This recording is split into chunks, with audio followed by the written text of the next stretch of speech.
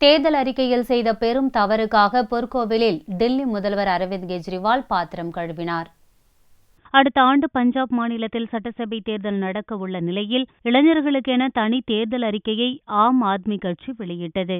அதில் ஆம் ஆத்மி சின்னம் துடைப்பத்துடன் சேர்த்து பொற்கோவில் இருப்பது போன்ற ஒரு புகைப்படமும் இடம்பெற்றிருந்தது. அதற்கு சீக்கிய மத தலைவர்களிடையே கடும் எதிர்ப்பு கிளம்பியதை அடுத்து சீக்கிய மத வழக்கப்படி பொற்கோவிலில் பாத்திரம் கழுவி மன்னிப்பு கோரப்போவதாக கெஜ்ரிவால் அறிவித்திருந்தார். அதன்படி அமிர்தசரஸ் நகரில் உள்ள பொற்கோவிலுக்கு திங்களன்று சென்ற கெஜ்ரிவால் முதலில் கோவிலை சுற்றி வந்து பிரார்த்தனை செய்தார். அதன் பிறகு சீக்கிய மத தலைவர்களிடம் மன்னிப்பு கோரும் விதமாக அங்குள்ள சமையல் கூடத்துக்கு சென்று பாத்திரங்களை கழுவ துவங்கினார். ஆம் ஆத்மி எம்பிக்கள் பகவத் மான், சாது சிங், நடிகை குல்பனாக், நடிகர் குர்ப்ரீத் குக்கி உள்ளிட்டோருடன் சேர்ந்து கிட்டத்தட்ட 1 மணி நேரம் கெஜ்ரிவால் பாத்திரம் கழுவினார். பொற்கோவிலில் உள்ள சமையல் கூடத்தில் ஒரு நாளைக்கு 1,00,000 பேருக்கு அன்னதானம் வழங்கப்படுகிறது என்பது குறிப்பிடத்தக்கது.